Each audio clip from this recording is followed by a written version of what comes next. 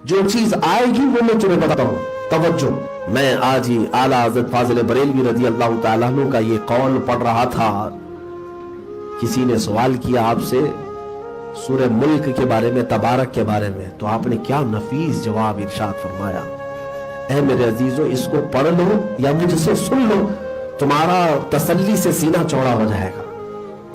फरमाते हैं कि जो बंदा अपनी जिंदगी में सूरह मुल्क की तिलावत करता था, तबारक जिसको आप तबारक कहते हैं, 29वें पारे की शुरुआत सबसे पहली सूरह, या उसके घर वाले उसके लिए तिलावत करते हैं, कहा जैसे ही तुम्हारी रूह कब्ज हुई, तुम्हारा इंतकाल हुआ, तुम्हारे अजीज तुम्हें ले जाकर के कब्रिस्तान में दफन कराते हैं। तुम्हारे अजीज ही सिर्फ सफेद कपड़े में दफन करके आ जाते, फिर तुम्हारे ऊपर मट्टी डाल करके आते।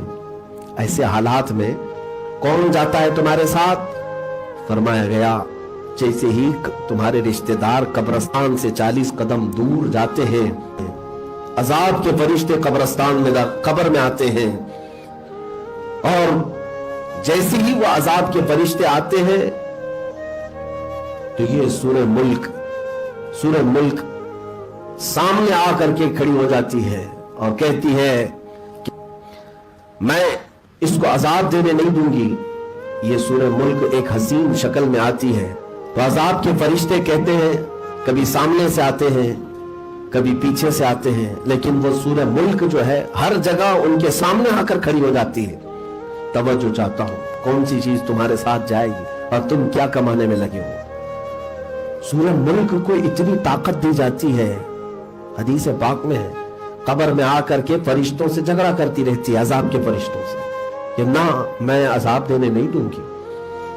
फिर वो अजाब के फरिश्ते कभी दाएं से, कभी बाएं से, कभी आगे से, कभी पीछे से, हर जगह ये सूरह मुल्क उनका मुकाबला करती। आखिर में वो अजाब के फरिश्ते कहते हैं, ऐ सूरह मुल्क, हम खुद से नहीं आए, अल्लाह के हुक्म से आए हैं, अल्लाह ने हमें भेजा है, हम इसको अजाब देंगे, इसके गुनाह हैं, इसकी सय्यात है। अब सूरह मुल्क कहती है, तवज्जो, अच्छा तुम अल्लाह के हुक्म से आए, थोड़ी देर इंतजार करो, मैं खुद अल्लाह से बात करके आती हूं, मैं अल्लाह से बात करके आती हूं। यह सूरह मुल्क जाती है अल्लाह रब्बुल इज्जत की बारगाह में और अर्ज करती है कि मौला, क्या तू उस बंदे पर अजाब के फरिश्ते भेजा जो मुझे हमेशा तिलावत किया करता था, जिसके घर में मेरी तिलावत होती थी, क्या तू उस बंदे पर अजाब के फरिश्ते भेजा? रब ताला फरमाता है कि हाँ, उसके कुछ गुनाह थे, उसके कुछ सय्यात थे, उतनी सजा उसे दी जाएगी। सूरह मुल्क कहती है, ना मौला, उस बंदे को तू अजाब ना दे, मेरी सिफारिश कबूल फरमा ले। रब ताला फरमाता है, अजाब के फरिश्ते जा चुके, कब्र में अजाब होगा। अब सूरह मुल्क क्या कहती है सुनो। मैं ये हदीस पढ़ रहा था तो अजीब सी कैफियत थी। ये सूरह मुल्क के बारे में मेरे आका फरमाती कि मौला से, रब ताला से झगड़ पड़ती है और कहती है, ऐ रब्बे ज़ुल जलाल, अगर तू उसे अजाब देगा ही तो फिर तू अपने कलाम से मुझे बाहर कर दे। अल्लाहु अकबर, अपने कलाम से मुझे निकाल दे, मैं तेरा कलाम हूं या नहीं। रब तबारक व तआला फरमाता है, सूरह मुल्क, तेरी सिफारिश मैंने कबूल कर लिया, जा वापस, और अजाब के फरिश्ते जा चुके उसकी कब्र में, अब तू रोशनी ले जा।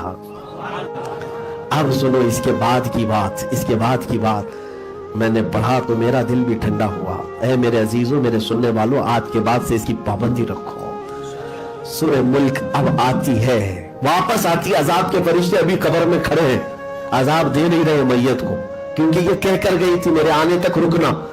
रब ताला से बात करके, इजाजत लेकर के, सिफारिश करके वापस आई।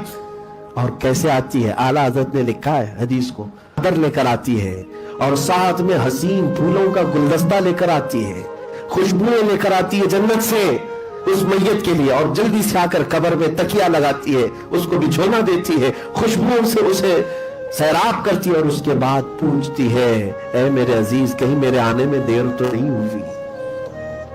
कहीं मेरे आने में देर तो नहीं हुई? ये है सूरह मुल्क जो हमारी कब्र में भी जाने वाली है साथ में।